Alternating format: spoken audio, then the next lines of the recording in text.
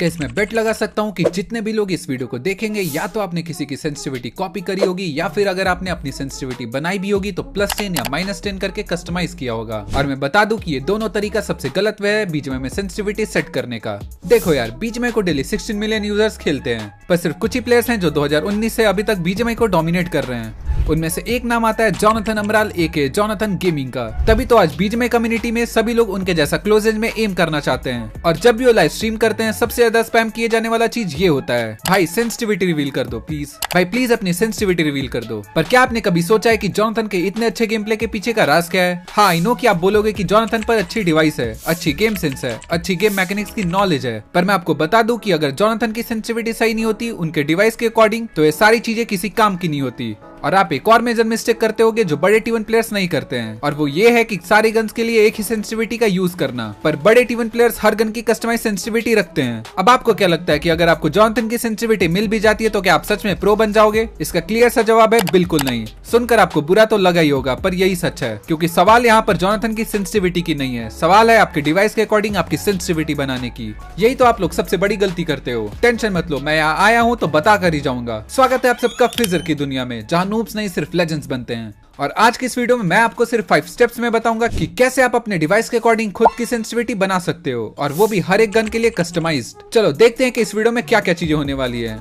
Step 1 में मैं कुछ सेंसिटिविटी से रिलेटेड कॉमन मिस्टेक बताने वाला हूं जो सारे प्लेयर्स करते ही करते हैं। स्टेप 2 में मैं आपको बीजीएमआई का हिडन गेम मैकेनिक्स बताऊंगा कि कैसे आपका डिवाइस बाकी लोगों के कंपैरिजन में जायरोस्कोप डिफरेंटली वर्क करता है। आई बेट कि ये गेम मैकेनिक्स किसी को नहीं पता होगा। स्टेप 3 जो कि सबसे इंपॉर्टेंट है, उसमें मैं आपके डिवाइस के अकॉर्डिंग आपको एक बेस सेंसिटिविटी दूंगा जिसको आपको कस्टमाइज करना होगा। स्टेप 4 में मैं बताऊंगा कि आप अपनी सेंसिटिविटी को कस्टमाइज कैसे करोगे, और हाँ, हर एक गन के लिए कस्टमाइज कैसे करना है वो भी बताऊंगा। स्टेप 5 में मैं आपको कुछ वॉर मोड्स और ट्रेनिंग ड्रिल्स बताने वाला हूँ जिससे आप नई सेंसिटिविटी को इजीली मास्टर कर सकते हो। देखो यार, वीडियो तो लंबी होगी क्योंकि कंप्लीट सेंसिटिविटी गाइड है, और ऐसी वीडियो यूट्यूब पर शायद ही मिले। सो अगर आप इन तक देखोगे तो आपको ही बेनिफिट होने वाला है। सो अब सीधे चलते हैं स्टेप 1 की तरफ और देखते हैं कि कॉमन मिस्टेक्स जो सभी लोग करते हैं सेंसिटिविटी से रिलेटेड। अब देखो, किसी की सेंसिटिविटी कॉपी कर लेना, अपने डिवाइस के अकॉर्डिंग सेंसिटिविटी ना बनाना, ये सब गलती तो 90% लोग करते ही करते हैं। पर मैं आपको टॉप 3 कॉमन मिस्टेक्स बताता हूँ जो सभी लोग करते हैं पर उनको पता ही नहीं होता। सबसे पहला है सारे गन्स की कस्टमाइज सेंसिटिविटी ना बनाना। देखो यार, हर एक गन की recoil pattern, bullet spread, Crosshair pattern काफी वेरी करता है।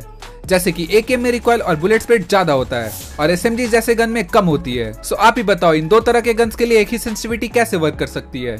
दूसरी मिस्टेक है एडीएस सेंसिटिविटी को सेम रखना। बहुत लोग एडीएस सेंसिटिविटी को सेम रखते हैं जो कि बहुत ज्यादा गलत है। चलो इसके पीछे का मैकेनिक समझते हैं। ये दोनों सेंसिटिविटी तब काम आती है जब आप बिना फायर किए हुए थंब या फिर जायरो से स्क्रीन को मूव करते हो, और फायर ना करते टाइम आपका सेंसी बिना किसी प्रेशर के वर्क करती है। पर एडीएस सेंसिटिविटी तब काम आती है जब आप फायर करते हो और जैसे ही आप फायर करते हो गन के अंदर प्रेशर बढ़ जाता है, जिसके वजह से आपका गन थोड़ा हैवी होने लगता है और सेंसिटिविटी थोड़ी स्लो वर्क करने लगती है। चलो तीसरा मिस्टेक है टू हाई और टू लो सेंसिटिविटी रखना। देखो यार, बहुत प्लेयर्स को तो पता ही नहीं होता कि उनकी सेंसिटिविटी ज्यादा हाई होती है या फिर ज्यादा लो, जिसके वजह से ना ही वो क्लोज इन फाइट जीत पाते हैं और ना ही कार्ट रेसिंग कर पाते हैं। टेंशन मत लो, इस वीडियो में मैं बैलेंस सेंसिटिविटी बनाना ही सिखाने वाला हूँ। हाँ, वही बैलेंस सेंसिटिविटी जो जोनाथन भी यूज करता है। अब मैंने मिस्टेक्स तो बता दिया, पर सॉल्यूशन कौन बताएगा? टेंशन मत लो, फिजर आया तो बता कर ही जाएगा। चलो अब इन्हीं मिस्टेक्स को हटाने की बारी है। सीधे चलते हैं स्टेप 2 में, जहां हम बीजीएमआई के हिडन गेम मैकेनिक्स तो समझते हैं कि कैसे सेंसिटिविटी का बिहेवियर प्लेयर्स के डिवाइस के अकॉर्डिंग चेंज होते रहता है। एंड ट्रस्ट मी, ये इन्फॉर्मेशन आपको कोई भी पूरे यूट्यूब पर नहीं देगा। देखो यार, मैंने जब भी सेंसिटिविटी पर बहुत सारी वीडियोस देखी है तो उनमें से एक चीज कॉमन थी। सब बोल तो रहे थे कि हर एक डिवाइस की सेंसिटिविटी अलग होती है, पर ये कोई नहीं बता रहा था कि आखिर ऐसा डिवाइस में क्या होता है जिससे सेंसिटिविटी अलग तरीके से बिहेव करती है। फिर क्या था, मैंने किया डीप एनालिसिस और गेस व्हाट, मुझे मिला कुछ ऐसा जो मुझे भी नहीं पता था। बीजीएमआई का जायरोस्कोप आपके डिवाइस में प्रेजेंट आईएमयू सेंसर्स पे डिपेंड करता है। कंफ्यूज मत हो, आईएमयू सेंसर्स का मतलब होता है इनर्शियल मेजरमेंट यूनिट, जो आपके डिवाइस के मूवमेंट को डिटेक्ट करता है। अब आईएमयू सेंसर्स 3 तरह के होते हैं। पहला होता है एक्सेलेरोमीटर, जो कि आपके डिवाइस की लीनियर मोशन जैसे कि स्पीड या डायरेक्शन को डिटेक्ट करता है। मतलब आप अपनी डिवाइस को किस स्पीड से और किस डायरेक्शन में मूव कर रहे हो इसको डिटेक्ट करेगा। इसके टोटल 3 एक्सिस होते हैं, एक्स, वाई और जेड एक्सिस। दूसरा है जायरोस्कोप्स, जो कि आपके डिवाइस के रोटेशन और टिल्ट को डिटेक्ट करता है। इसमें भी आपको टोटल 3 एक्सिस देखने को मिलेगा। एक्स एक्सिस आपके हॉरिजॉन्टल ट्रेसिंग में हेल्प करता है, वाई एक्सिस आपके वर्टिकल रिकॉइल में हेल्प करता है और जेड एक्सिस ड्रिफ्ट वगैरह का कारण बनता है। तीसरा है मैग्नेटोमीटर, और इसमें भी टोटल 3 एक्सिस होता है जो मैग्नेटिक कंपास की तरह वर्क करता है, जो आपके डायरेक्शन को डिटेक्ट करता है। अभी आपके बीजीएमआई में किसी तरह से हेल्प नहीं करता, पर फिर भी अगर आपके डिवाइस में है तो अच्छी बात है। अब देखो यार, किसी डिवाइस में सिर्फ एक्सेलेरोमीटर हो सकता है यानी कि 3 एक्सिस, किसी डिवाइस में ये दोनों हो सकता है यानी कि 6 एक्सिस, और किसी डिवाइसेस में आपको तीनों ही देखने को मिलेंगे यानी कि 9 एक्सिस। अरे रुको जरा, पर आपको कैसे पता चलेगा कि आपके डिवाइस में कितने IMU एक्सिस हैं? आपको जाना है चैट जीपीटी पर और टाइप करना है how many IMU axis does my phone have, और आपको अपने डिवाइस का नेम लिख देना है। ये टाइप करना है और आपको मालूम चल जाएगा कि आपके डिवाइस में कितने IMU एक्सिस हैं। अदरवाइज आप कमेंट सेक्शन में अपने डिवाइस का नाम लिखिए, मैं खुद आपको बता दूंगा। चलो अब इससे पहले कि मैं आपके डिवाइस में मौजूद IMU सेंसर्स के अकॉर्डिंग आपको एक बेस सेंसिटिविटी दूं जिसको आपको कस्टमाइज करना होगा, आपसे मेरी एक रिक्वेस्ट है। इतने डिटेल और यूनिक कंटेंट बनाने के लिए टाइम और एफर्ट्स दोनों लगते हैं, और इतना सब कुछ करने के बदले में आप लोगों से सिर्फ एक ही चीज चाहिए होती है, और वो है वीडियो को लाइक और चैनल को सब्सक्राइब करना। पर आप लोगों में से 80% बंदों ने तो सब्सक्राइब ही नहीं कर रखा है, सो प्लीज जल्दी से सब्सक्राइब करो और 50K जल्दी से कंप्लीट करवाओ। चलो अब बढ़ते हैं स्टेप 3 की तरफ। अब देखो, आपने IMU सेंसर्स के बारे में तो जान लिया, पर सवाल यह है कि इससे होगा क्या। इतना सब कुछ आपको मैंने आखिर बताया क्यों है? वो इसलिए बताया ताकि मैं आपको आपके डिवाइस के अकॉर्डिंग एक बेस सेंसिटिविटी देने वाला हूँ। ध्यान रहे, ये परफेक्ट सेंसिटिविटी नहीं बल्कि ये बेस सेंसिटिविटी होगी जिसको आपको कस्टमाइज करना होगा और अपने अकॉर्डिंग बेस्ट बनाना होगा। सो देखो, जिसके डिवाइस में 3 एक्सिस IMU सेंसर है उसके लिए ये बेस सेंसिटिविटी रहेगी।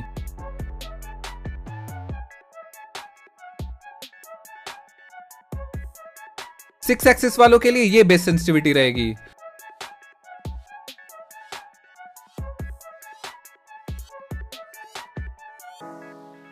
और 9 एक्सिस वाले के लिए कुछ ऐसी बेस सेंसिटिविटी रहेगी।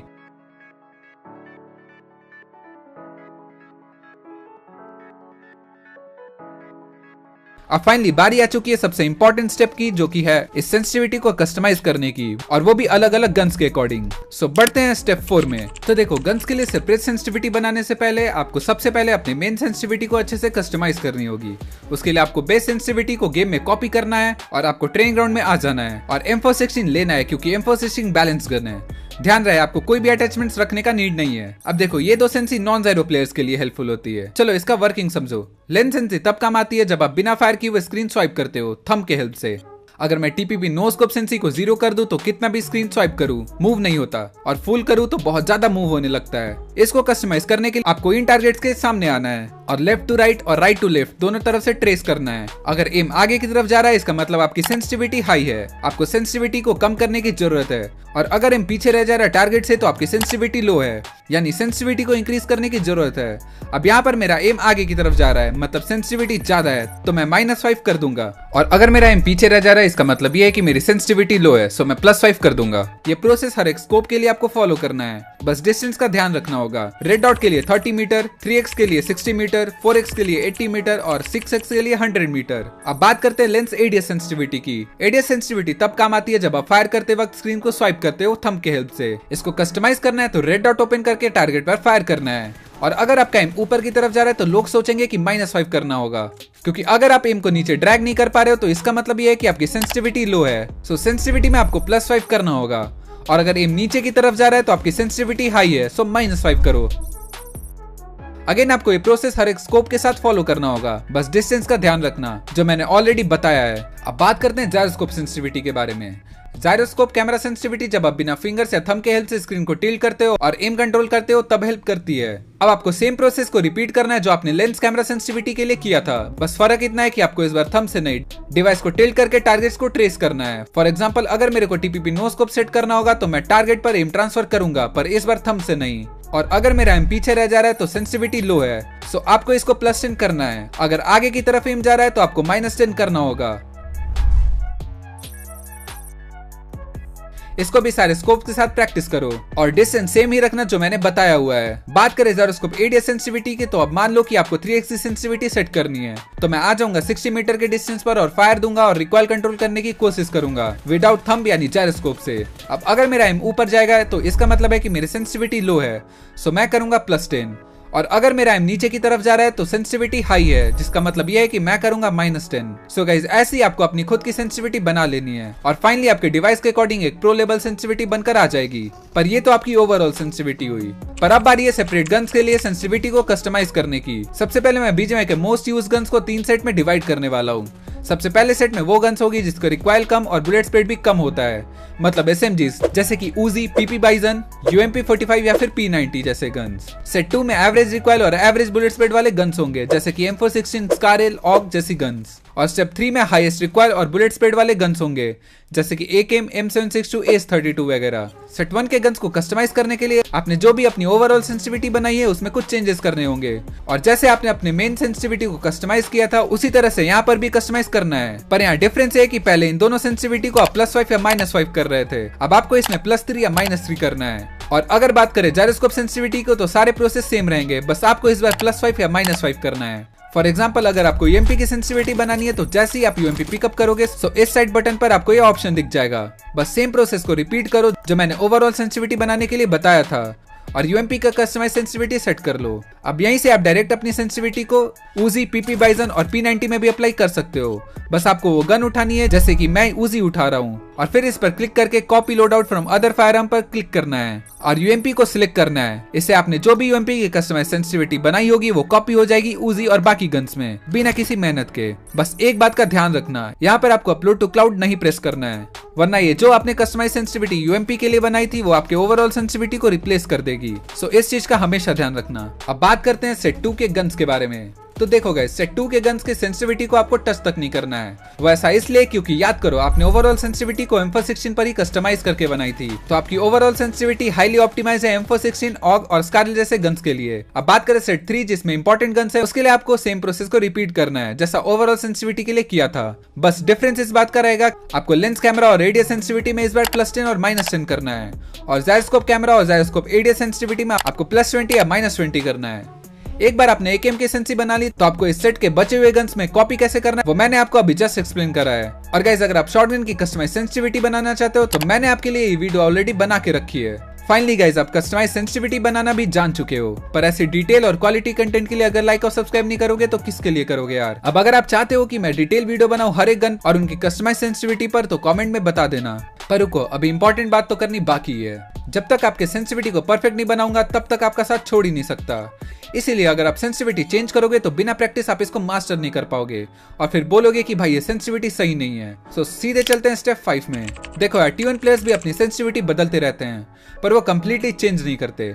टाइम टू टाइम वो अपने सेंसिटिविटी में छोटे छोटे चेंजेस और ट्विक्स करते रहते हैं। सो जब भी नीड हो आप चेंजेस कर सकते हो, पर कंप्लीटली चेंज मत करना। पर क्या होगा अगर मैं ये बोलूं कि ये चेंजेस करने का नीड ही नहीं आएगा अगर आप मेरे बताए हुए वॉर मोड और ट्रेनिंग ड्रिल्स को प्रैक्टिस करोगे। देखो, क्लोज रेंज में इस सेंसी को मास्टर करने के लिए आपको ये वाला वॉर मोड खेलना है जिसमें आपको 10 राउंड्स मिलेंगे एंड ट्रस्ट मी आप सारे गन्स को इसमें मास्टर कर सकते हो। दूसरा है बर्स्ट पे के लिए ये वाला वॉर मोड जिसमें आप अपनी सेंसिटिविटी को बर्स्ट के लिए मास्टर कर लोगे। कार ट्रेसिंग के लिए आपको ये वाला वॉर मोड खेलना है और प्रैक्टिस करनी है। और हाँ, बेटर होगा कि आप अपने किसी फ्रेंड्स के साथ ये सब प्रैक्टिस करो क्योंकि रैंडम बंदे बहुत दिक्कत करते हैं। और अगर आप सोच रहे हो कि मैं ट्रेनिंग ड्रिल्स भी बताऊंगा तो भाई क्या कर रहे हो, मैंने ऑलरेडी ट्रेनिंग ड्रिल्स पर एक वीडियो बनाई हुई है और इसमें एक हार्डेस्ट चैलेंज भी दिया है जो बहुत लोग फॉलो कर रहे हैं। सो जल्दी से जाना और इस वीडियो को देखने के बाद उसको चेकआउट जरूर करना, लिंक मैंने डिस्क्रिप्शन में दे दिया है। और अगर आपके मन में ये डाउट आ रहा है कि भाई मैं तुम्हारी बताई हुई बातों को क्यों भरोसा करूं, तुमने तो अपना गेम प्ले ही नहीं दिखाया, तो गाइस वेट किसका कर रहे हो। अगर आपको मेरा गेम प्लेज और इंटेंस 24 क्लासेस देखना पसंद तो मेरे इस चैनल को अभी सब्सक्राइब करो।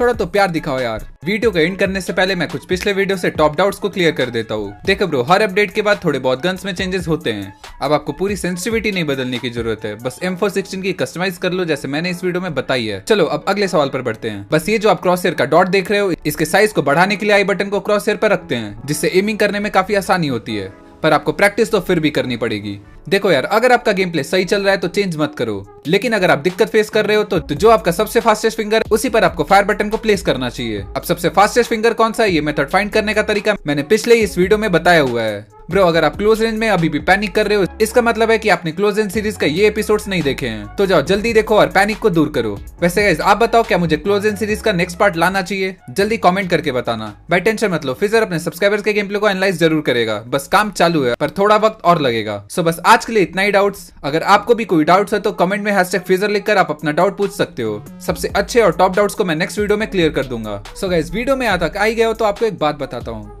बहुत सारे लोग इस वीडियो को देखने के बाद भूल जाएंगे और प्रैक्टिस भी नहीं करेंगे, लेकिन आप इस वीडियो को भूल ना जाए, इसीलिए इस वीडियो को लाइक जरूर कर देना ताकि ये वीडियो आपके लाइक प्लेलिस्ट में सेव हो जाए और आप इसे कभी भी देख पाओ। अगर मेरी कंटेंट आपको हेल्पफुल लगती है तो चैनल को सब्सक्राइब और शेयर करना मत भूलिएगा।